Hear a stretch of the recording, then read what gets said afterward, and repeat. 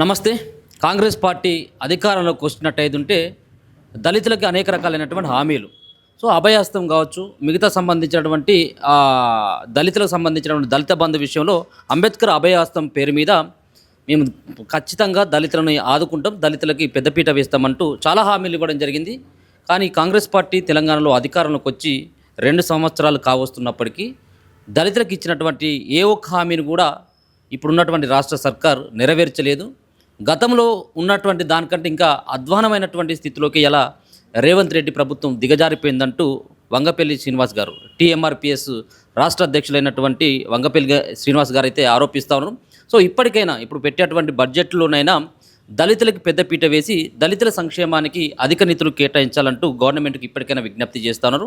ఒకవేళ కనుక ఇయ్యనట్టయితుంటే ఇప్పటి వరకు వేచి చూసినాం, దాని తర్వాత లాక్కుంటామన్నటువంటి అటువంటి డిమాండ్ కూడా వెలువరిస్తూ ఉన్నారు. ఒకసారి మాట్లాడదాం. మనతో పాటు వంగపల్లి శ్రీనివాస్ గారు ఉన్నారు. అన్న నమస్తే. సో ఏంటిది మీ ప్రధానమైనటువంటి డిమాండ్ ఏంటి? ఇప్పుడున్నటువంటి ప్రభుత్వం, గతంలో మేము దళితుల కోసం ఇన్ని పథకాలు పెట్టామని చెప్పేసి గత సర్కారు చెప్పింది. ఇప్పుడున్నటువంటి రాష్ట్ర ప్రభుత్వం కూడా ప్రతిసారి మాట్లాడినప్పుడు దళితులకు పెద్దపీట వేసినాం, దళితులకి 4 మంత్రి పదవులు ఇచ్చినాం, 3 మంత్రి పదవులు ఇచ్చినాం అని చెప్పేసి గొప్పగా చెప్తా ఉంది. మీరేమో అసలు మా కోసం ఏది చేయలేదు అన్నటువంటి అంశాన్ని మీరు తెర మీదకి తీసుకొస్తున్నారు. ఏంటి మీ డిమాండ్ ఏంటిది? మీరు ఏం చెప్పదలుచుకున్నారు? వాస్తవం, అధికారం రాకముందు కాంగ్రెస్ ప్రభుత్వము చేవెళ్ళ డిక్లరేషన్లో దళితులకు అంబేద్కర్ అభయహస్తం పెట్టింది. అప్పుడున్న దళిత బంధు 10 లక్షలు ఇస్తే గత ప్రభుత్వం మేము 12 లక్షల రూపాయలు ఇస్తామని అంబేద్కర్ అభయహస్తం కింద ప్రవేశపెట్టింది. కాంగ్రెస్ ప్రభుత్వము 2 సంవత్సరాల 4 నెలలు అవుతుంది ఇప్పుడు. మరి ఇప్పటి వరకు 4 కన్నా ఇచ్చిన ఒక్క వ్యక్తికి అంబేద్కర్ అభయహస్తం ఈ తెలంగాణ రాష్ట్రంలో ఏ ఒక్క దళితునికి ఒక్కనికి ఇచ్చిందా నిరూపించాలని మేము కాంగ్రెస్ ప్రభుత్వంపై, రేవంత్ రెడ్డిపై డిమాండ్ చేస్తున్నాం. ఏ ఒక్కరికి కూడా ఇచ్చిందా? ఇవ్వలేదు. పోనీ ఇయ్యకపోను ఈ కాంగ్రెస్ ప్రభుత్వం వచ్చినాక ఈ దళితులకు ఎక్కడ నష్టం జరిగిందంటే, ఇంతకుముందు గత ప్రభుత్వాలు ఏదైనా ఉండని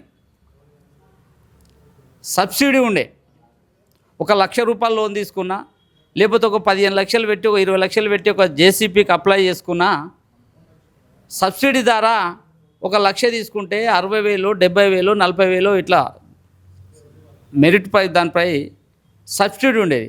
అది క్యాన్సిల్ చేసింది. చేయలేదో చెప్పమనండి. ఇప్పుడు కార్పొరేషన్ ఏర్పడ్డది. కార్పొరేషన్ ఏర్పడిన తర్వాత ఇప్పుడు ప్రీతం గారు దాని చైర్మన్ ఉన్నారు, మావోడే.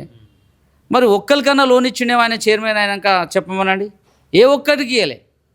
ప్రభుత్వం ఏర్పడి 24 నెలలు అవుతున్నా 24 మంది దేవుడు ఏ ఒక్కరు కూడా అంబేద్కర్ అభయహస్తం కానీ, ఎస్సీ కార్పొరేషన్ ద్వారా కానీ ఒక లోనాన్ని ఇచ్చిందో చెప్పమనండి. ప్రభుత్వం ఏర్పడిన తర్వాత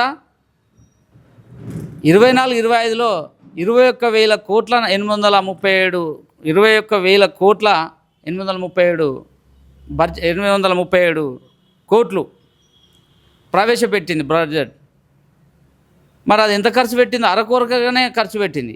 తర్వాత 25-26 40,000 కోట్ల 240 కోట్లు మరి బడ్జెట్ రిలీజ్ చేసింది. అది ఎక్కడ ఖర్చు పెట్టిందో ఒక శ్వేతపత్రం రిలీజ్ చేయాలని మేము డిమాండ్ చేస్తున్నాం. మరి దాని మీద చెప్పాలిగా, ఇగో ఇంత బడ్జెట్ మేము ప్రవేశపెట్టినాము, ఇగో ఈ ప్రవేశపెట్టిన బడ్జెట్ను మేము ఎస్సీలకు ఇంత ఇచ్చినామని నిజంగా చిత్తశుద్ధి ఉంది కదా ప్రభుత్వం, రేవంత్ రెడ్డి ప్రభుత్వం ఖచ్చితంగా మేము దళితులకు బ్రహ్మాండంగా చేస్తున్నామని చెప్పింది. ఎక్కడ చేసినాడు? మాకు సంబంధించిన మంత్రులు కూడా ఉన్నారు. అగ్రకులాల ఆధిపత్యంతో వాళ్ళు మాట్లాడుతున్నారు, వాళ్ళు స్వేచ్ఛగా మాట్లాడలేకపోతున్నారు. వాళ్ళకు ఈ విషయం కూడా తెలుసు.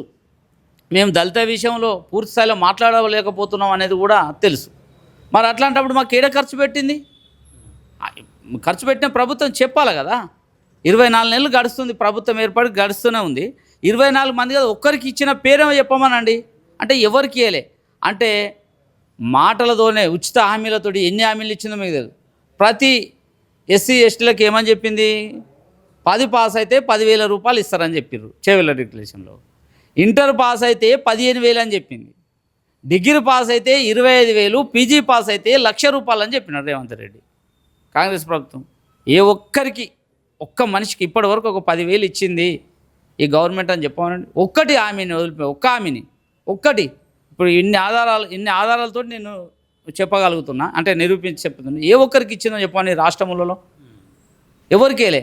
అందుకోసమే ఇప్పుడు 21కి 22 మళ్ళా మా సంక్షేమం కోసం ఏదైతే బడ్జెట్ ప్రవేశపెడుతుందో ఇప్పుడున్న బడ్జెట్ను ఏదైతే ఉంది ఇప్పుడు క్యారీ ఫార్వర్డ్ కాకుండా ఇప్పుడు ఏదైతే ఇప్పుడు మా కోసం ఇప్పుడు 21,000 కోట్లు ఉంది 24-25కు.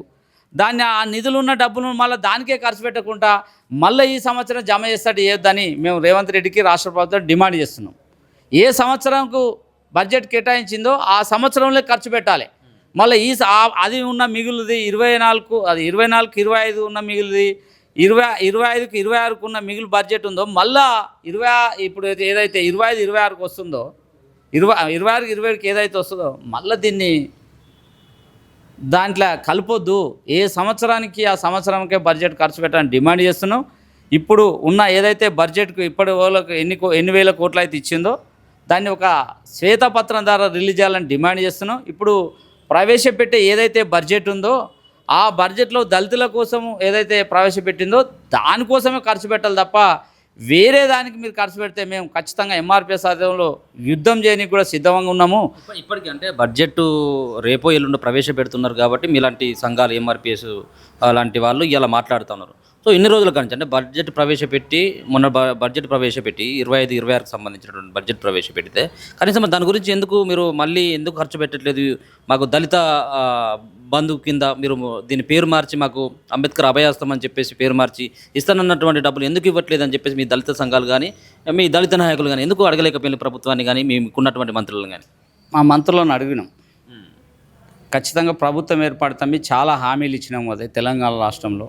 సబ్బండ కులాలు ఉన్నాయి కాబట్టి 1 by 1 వచ్చిన ఎమ్మటే అని మేము ఇన్ని రోజులు సమయం ఇవ్వడం జరిగింది. అరే ఇమ్మీడియట్లీ కూడా ఇది ఏర్పడి 4 నెలలకో 3 నెలలకో 6 నెలలకో మాట్లాడితే సరే ఇమ్మీడియట్లీ దీనిపై ఏదైతే ఉద్యమం స్టార్ట్ చేయొద్దు, కొంత సమయం ఇవ్వాలి. సరే ఇంకా కూడా ఇస్తామని మాకు సంబంధించిన అడ్లూరు లక్ష్మణ గారిని అడగడం జరిగింది, దామోదర్ అన్న గారు కూడా చెప్పడం జరిగింది. మరొక్కసారి కూడా వాళ్ళకి మేము విజ్ఞప్తి చేస్తాం. మా మంత్రులు ఎవరైతే ఉన్నారో మా ఎమ్మెల్యేలు ఎవరైతుందో వాళ్ళ ద్వారా మేము మెమోరాండం కూడా ఇవ్వడం జరిగింది.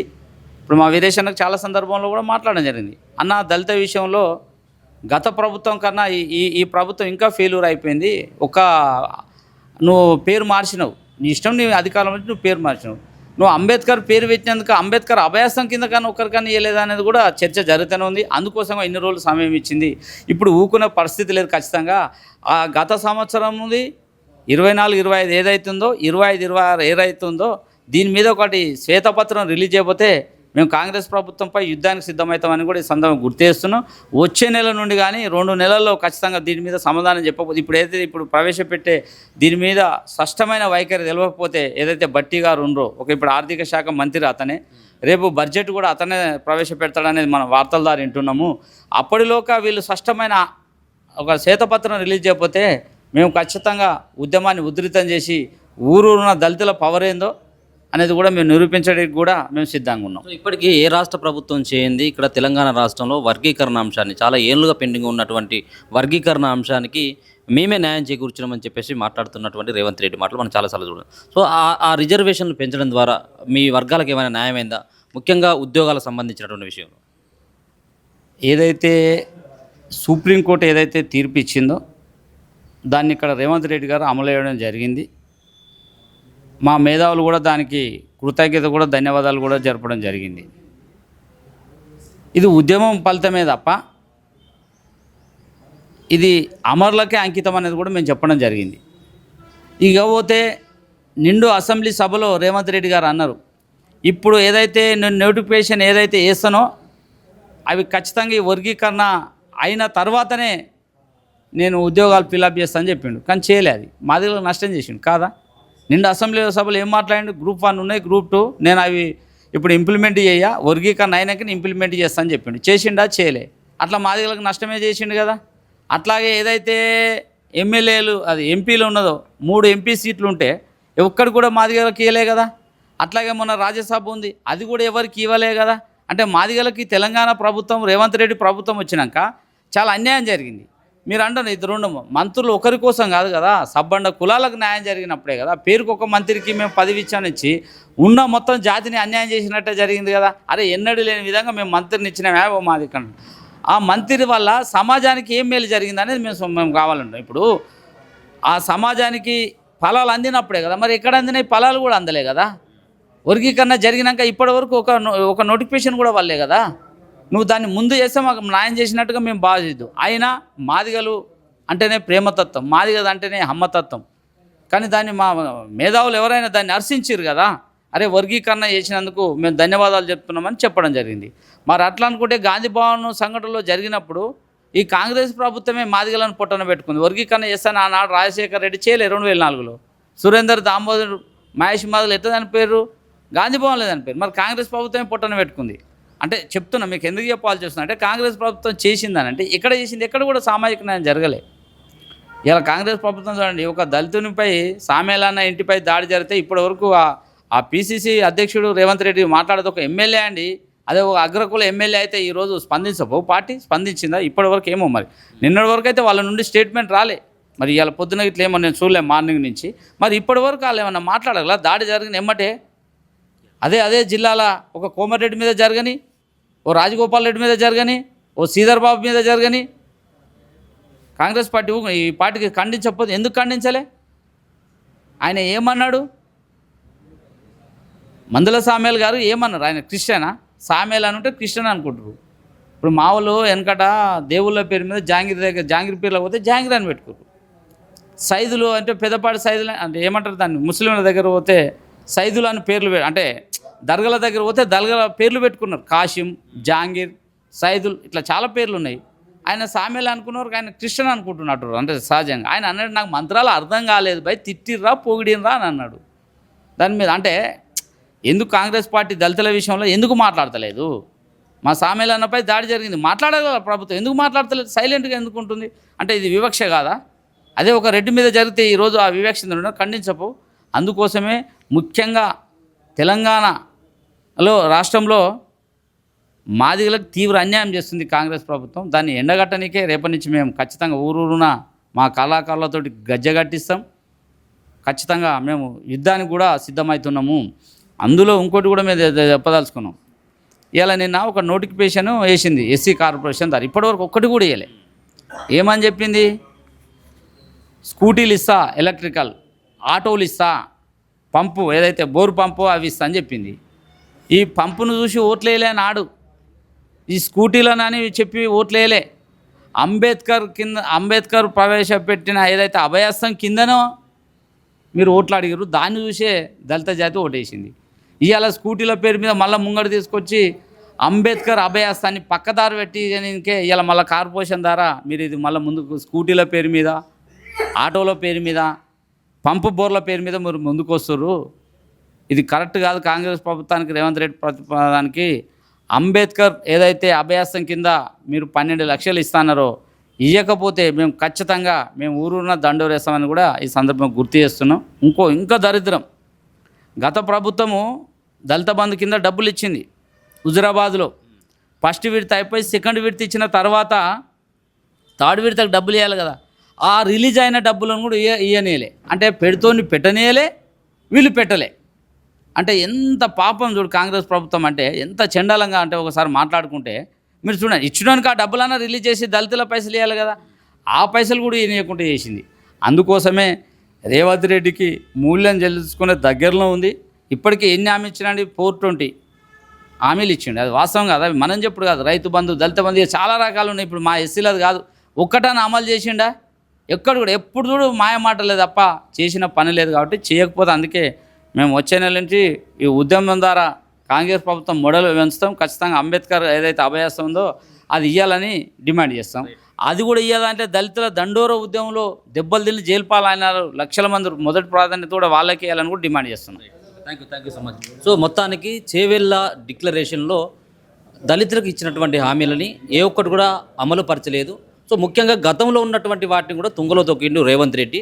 సో రేపు ఉన్నటువంటి బడ్జెట్లో కూడా దళితులకు అధిక ప్రాధాన్యత ఇచ్చి గతంలో 2024, 25, 26 సంబంధించినటువంటి బడ్జెట్లో మిగిలినటువంటి నిధులను సైతం కూడా ఇప్పుడు ఉన్నటువంటి బడ్జెట్లో చూపకుండా ఇప్పుడు కొత్త బడ్జెట్లో అధిక ప్రాధాన్యత ఇవ్వాలి. మిగిలినటువంటి డబ్బులను కూడా దళితుల కోసం మాత్రమే, దళిత సంక్షేమానికి మాత్రమే ఉపయోగించాలి. ఒకవేళ కనుక ఇట్లాంటి నిర్లక్ష్యం అయినటువంటి ధోరణి రేవంత్ రెడ్డి కనుక ఇట్లానే ప్రవర్తించినట్లయితే ఖచ్చితంగా తెలంగాణ మాదిగ రిజర్వేషన్ పోరాట సమితి ద్వారా ఖచ్చితంగా గ్రామానికి వెళ్ళి దండోర ద్వారా రేవంత్ రెడ్డి ప్రభుత్వాన్ని కూల్చేందుకు మా వంతుగా ఖచ్చితంగా ప్రయత్నం చేస్తాం. రేవంత్ రెడ్డికి ఇది ఒక వార్నింగ్ లాగానే మేము చెప్తా ఉన్నాం. చాలా ఎందుకంటే ఇప్పటికే 24 నెలలుగా దళితులను మోసం చేసింది కాబట్టి రేపటి నుంచి భవిష్యత్తు కార్యాచరణ సైతం కూడా తెలంగాణ ఎంఆర్పీఎస్కు సంబంధించినటువంటి నాయకులు తీసుకుంటారని చెప్పేసి హెచ్చరికలను అయితే జారీ చేస్తా ఉన్నారు వంగపల్లి శ్రీనివాస్. చూస్తూనే ఉండండి మన తొలి వేలు.